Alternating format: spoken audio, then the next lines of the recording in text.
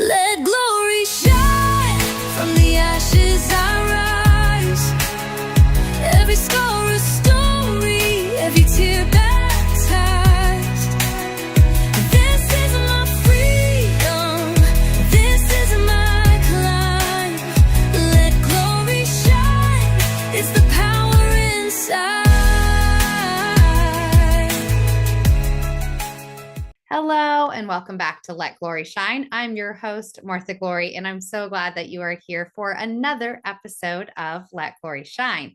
I have an awesome guest today, and I can't wait for you guys to meet her. And I was just reading her notes from where she applied to be a guest, and I'm like, there's so much exciting stuff that I want to get right into. So I'm going to introduce you to Samia Bano. Welcome to the show. Hi, everyone. Thank you so much for having me, Martha. Absolutely. And I just had the pleasure of being on your podcast, which was so much fun. And it opened up this like vortex of questions. And then now I get to interview you for mine. And it's just, I can't wait for my audience to get to know a little bit about you. So Samia, tell us a little bit about you, just the acorn version. I love the trademark, the follow your heart process. Can't wait to hear more about that. But tell us a little bit about yourself. Mm, Thank you so much again for the opportunity. So my name is Samia, and I'm a happiness expert, and I'm a podcaster, but also coach and trainer. Basically on a mission to help people learn how to be happy, how to take control of their mental, emotional health, and just live life so that you can be really thriving in your life. And it wasn't always this way. For like a lot of us, for me, getting to this point of being a happiness expert really started with me really struggling with my own happiness because I'm a survivor of child sexual abuse. And so from a pretty young age, from about 8 years old on, I have well, first of all, I was basically just struggling and just wanting to end my own sense of suffering and pain and trauma. I didn't honestly even care about anyone else very much in the early years of being in that trauma. But as I continued on my journey, I continued to heal. I realized more and more that, hey, it's not just all about me. And the more I actually did allow myself to care for others, to help others in whatever little big ways that I could, the more it helped me. And so that was like such a big lesson that I learned in my life, in my own healing journey, that it's like continues to be a guiding guiding Yes. light and a guiding lesson for how I live my life now. Yes. Oh, I love that. That's beautiful. And I too had to learn that lesson, right? And like I say all the time, like God didn't make us to do life alone. Like that's not how he created us. He created us for community. He created us to do life together, not to do life in our ivory towers that so many of us have isolated ourselves into. And so often trauma makes us feel and isolates us and makes us feel so alone. And so Yeah. I love that you brought that up because yes, that is one of those isolating factors. So how do we touch somebody and say that's been through the things that we have? Because I share, like I told you, I share sexual abuse in my past as well as physical abuse and mental, emotional, spiritual trauma. So, how do we reach those people that have experiences like we have had and say, actually, helping others is going to help you? Like that just seems so contradictory until you start on the journeys that we have. But how do we reach somebody in that capacity? Yeah, it's I think different for everyone, right? Like in terms of the journey that we will have for our healing. I know for me, like it was just that I spent so many years of my life going inward and focusing on myself and I tried everything I could to help myself. I didn't want to have to deal with other people. I didn't want to have to think with other people. I didn't feel like I had the capacity Right. to w- deal with other people, to worry about them, to deal with their emotions. It was Right. like a really one of the things that I was most afraid of in those years was having to deal with any kind of mental emotional drama because Mhm. it just overwhelmed me. I was so easily overwhelmed by any kind of strong emotions eh, that I just didn't want to deal with them eh, in anyone else, let alone myself, because I didn't know how to handle it. Right. And so that was like the best I could do at that stage in my life was to just be in avoidance and denial and suppression sort of my own emotions and running away from everyone else that you know was having issues. Right. Right. Absolutely. Yeah, and so it wasn't until you know I think it's just part of how God is very kind and sort of like allows us to experience what we are ready to experience, you know, and we're able to handle.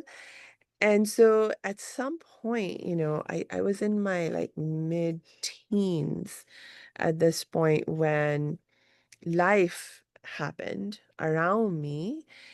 And suddenly I found some compassion. I found some capacity to look beyond my own needs. And in my case, what happened was that my brother had an accident and he ended up in a wheelchair, and my mom was really struggling to take care of us. There's three of us siblings, and as if a mom's life isn't busy enough without having one of her children suddenly now end up in a wheelchair and trying to handle everything um, that comes with that, in addition to everything else that she has to handle. And that was like one of the breakthrough moments for me in terms of life gave me an opportunity to think about someone other than me and my own Mm. suffering and be like, hey, Samuel, will you do something here to try and help out?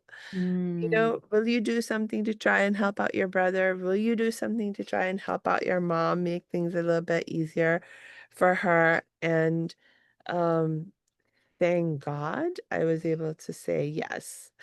And so that for me was how I started with trying to think about someone other than me.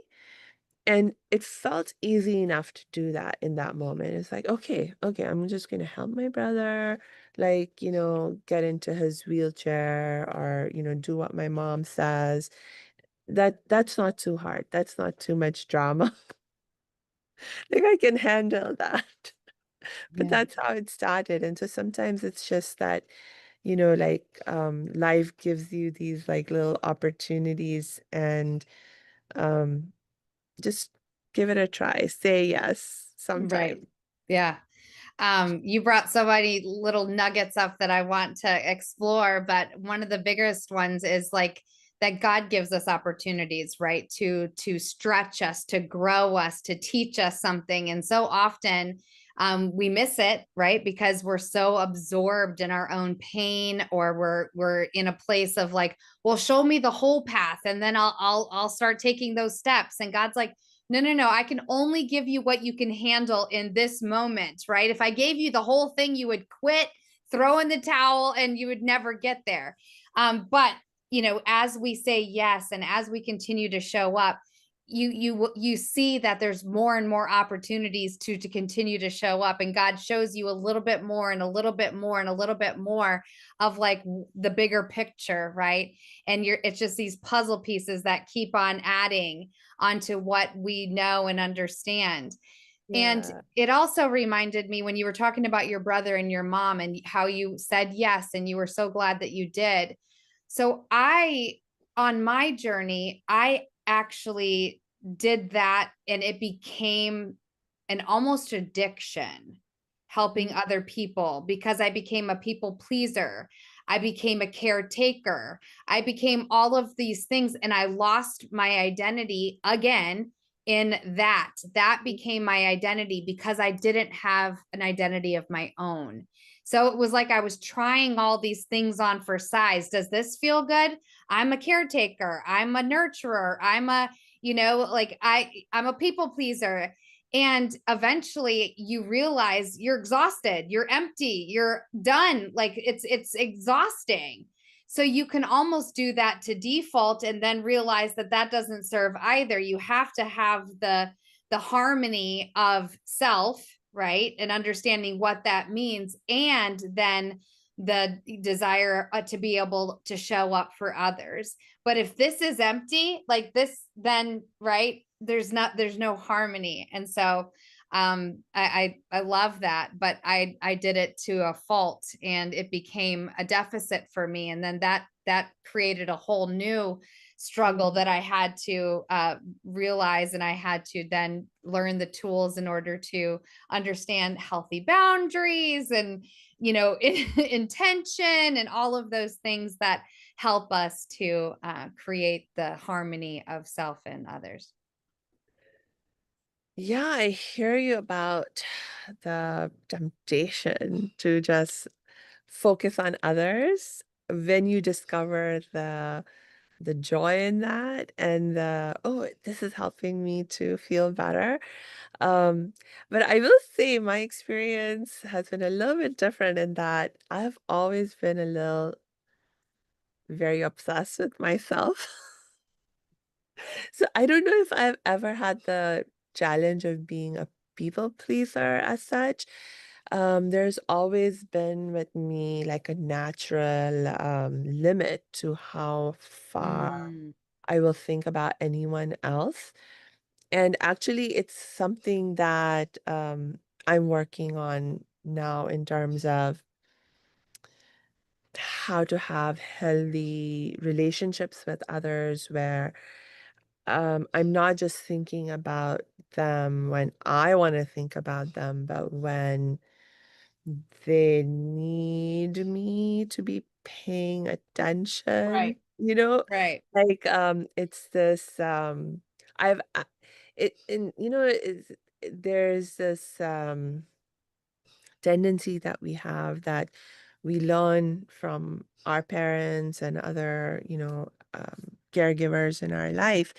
And there's two main ways that we learn from them. One, we learn from them what to do, like we do what they do, but then we can also learn from them the lessons of what we don't want to do. And so we rebel and we go the opposite way.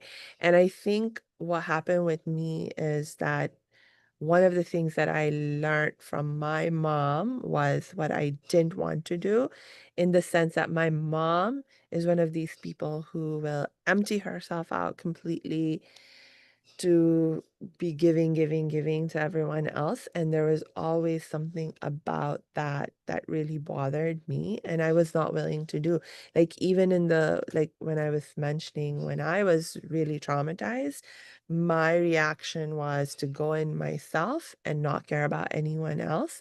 And right, I could never completely shake that off in terms of thinking about myself first before thinking about other people. And like even now, when I'm not traumatized, I'm not in the midst of some bout of depression or things like that, I still feel a sense of resistance around um, like my mom, she's constantly thinking about oh, what could this person be needing? What could they be wanting? And she tries to anticipate your needs Right. and do Yeah. stuff for you even before you ask her. Right. I'm like, no, please tell me when you need something and what you need. And I'm so happy to help you with it whenever I can. But I don't want to have to think about what you may be needing, wanting, feeling. Because for me, that can feel like a burden because then I have to have awareness and attention Right. in ways that don't come very naturally to me. Right. But there is a value. I'm like, so for a while, like, I had this attitude that I just took on in a very rigid way where I was like, no, I'm not going to pay attention to what other people are doing, thinking, feeling, needing, wanting. If someone wants me to do something for them, they better tell me. But I became too rigid with that mindset. And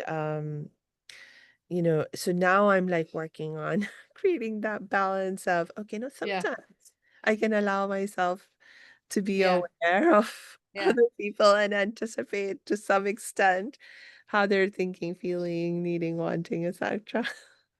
So I'm hearing you talk, and I am just I'm there's a dichotomy and a big question that I have, because some of the Yeah. things that you shared in your in answering the questions are that you are a certified Reiki healer, that you are a crisis counselor. Well, as a fellow Reiki master, like, I know what it means to hold space for somebody and to offer that energetic healing.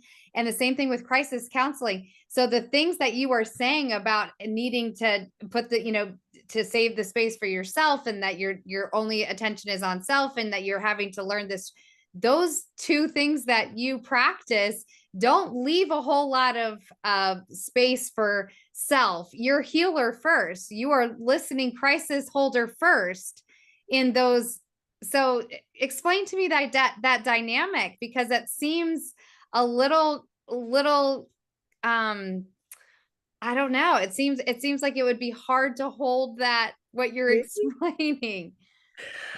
Oh, that's interesting. So we must, obviously have a difference in experience with holding space in those roles.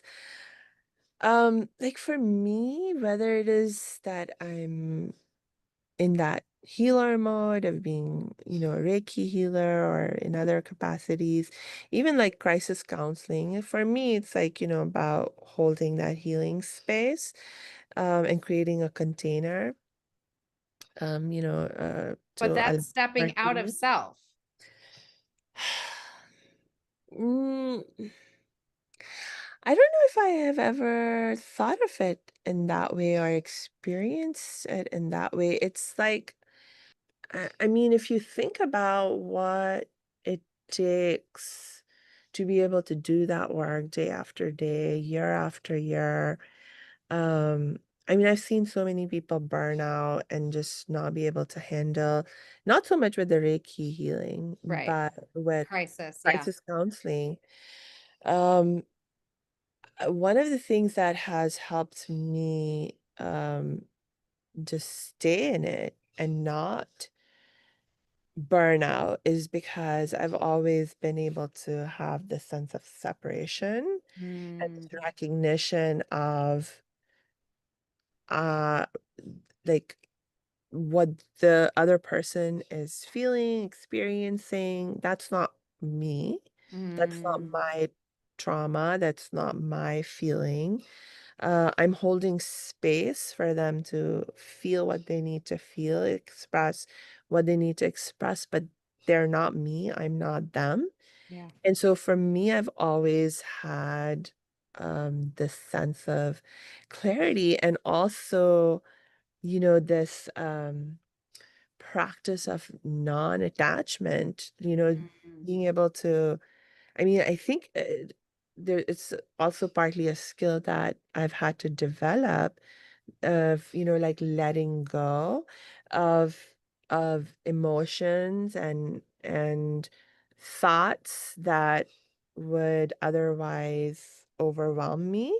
Yes. Um, because that was actually a very critical thing for me to learn. As I mentioned, when I was severely traumatized, one of my biggest challenges was not having the capacity to deal with strong emotions, whether it was my own or someone else's.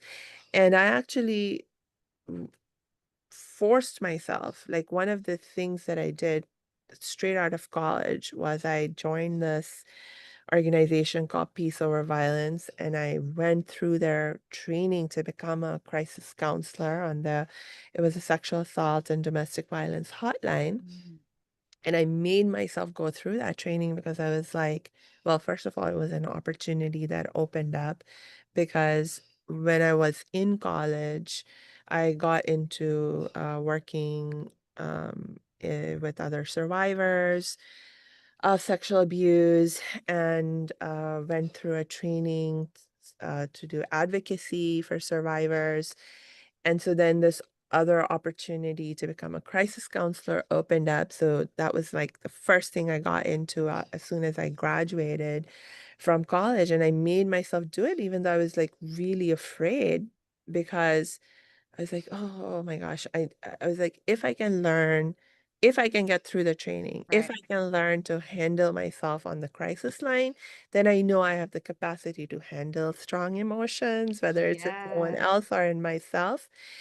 And so I made myself go through that training and I found, "Oh yeah, look, I can do it. I can do it." And a big part of that being able to do it was learning to let go of those disturbing thoughts and emotions. Um, and so, like for me, it's been a very natural part of being in that role to maintain a clear sense of separation Yeah. between me and the other Yeah. person. Wow. Thank you so much for sharing that because when you were speaking, it cleared up the question that I was having. And it then reminded me it's more I struggled with it because of lack of an identity to hang Ah, on to, right? I didn't have the worth of self, right? mhm, So mhm, that's why I had such a struggle between the two. But mhm, as I have been on my healing journey, I too now can care without carrying, mhm. right? I can love and I can support without taking on all of their emotions or their junk or their right it, Yeah, or taking it personally. But that is only because I have stepped into self and and so hearing you talk about it, and you were like, no, I had self. And yeah, that's why I wasn't understanding like how. And now, so thank you for clearing that up. That makes it a lot more, I understand it a lot more clearly. And I think you were practicing maybe even before you understood what you were practicing of the importance of maintaining self and understanding that you could care without carrying their stuff. You could hold it in that container. You could hold, the emotions, the whatever it was that they were experiencing. You could hold that and show empathy, compassion, love, support, all of those things without taking it home with you. And that is such an important part of what I've learned as a coach now, as a trauma informed coach, and as somebody that is able to walk alongside others that have experienced trauma, and not have to allow it to trigger me or to take me back down a spiral or any of those things. I can hold that container of space without allowing it to seep into my own self-worth or my identity or those things. So thank you uh, for sharing that. That was very helpful. yeah. No, it, no, it, what you're saying totally makes sense. I mean, given your experiences, being a survivor of a cult, of course, your sense of self was compromised. And, that's such a common experience, though, for so many of us. Like I was mentioning, my mom, she has, I mean, she's constantly that giver type, with always like sacrificing her own Yeah. even well-being, to take care of others. And so it's a very common experience. And I think in some ways I have stood out even in my own family and friends circles, because as I mentioned, I've always had this almost like high level of self-obsession. And so I've had to learn some other boundaries. Yeah. Yeah. Yeah, absolutely. Absolutely. I love that. So what is it that you are doing or excited about now? You're a happiness expert, crisis counselor, Reiki healer. What are you, what is something that you're excited about now? I love everything that I do. I'm not actively crisis counseling anymore. When I started my own happiness coaching training practice, that's called the Academy of Thriving. So I stepped away from working on the crisis hotline at that time. But yeah, it's basically you know, that same mission in as many ways as I can live it, of sharing with other people what I've learned to be really helpful in my own journey of healing, of transformation, and helping others to learn some of those lessons and bring them into their life. So whether it's through the podcast that I have, my show is called Make Change Fun and Easy, or the coaching work or the training work that I do. A lot of times now, my core set of folks, of community that I work with are fellow change makers, people on a mission to create change, not just in their lives, but in the world. And, for so many of us, the core challenge that we face is that, feeling of loneliness, of, oh, I'm in this alone and it's really hard. And one of the reason it feels so hard to do the change making we want to do, whether it's at a personal level or a social level, is because we feel so alone. And so, to create that community, to do the work that we want to do in community, that is, what I'm all about. Love it. Love it. Change maker, fellow change maker. I love it. Global. Let's make an impact. Right. So we are just about out of time, and I always end my show the same way. I ask my guest, what does it mean to let your glory shine? Mm. To let your glory shine. Yeah, just be who you are. Like, just be fully you. And I think one of the things that I have learned from you, Martha, and I love so much, is to just go to the essence and to just think of it very, very simply. So when we think about who we are love, we are light. So just be love, just do love uh, in every which way that you can do it, that you get the opportunity to do it. And that's how you let your glory shine. I love that. Thank you so much for being on my show, Samia. It's an honor to meet you. I'm just grateful for the connection and love the opportunity to have a conversation with you. And I know that my audience has been blessed by this conversation as well. So thank you so much for being here this evening. Thank you for sharing another episode with us on Let Glory Shine. We look forward to seeing you next week. Same place, same station. Until then, let your glory shine. Love you. Let glory shine from the ashes I rise.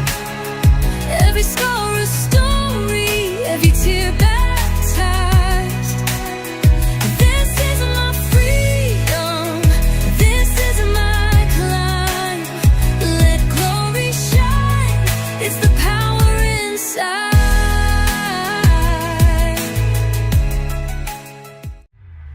This is your prosperity.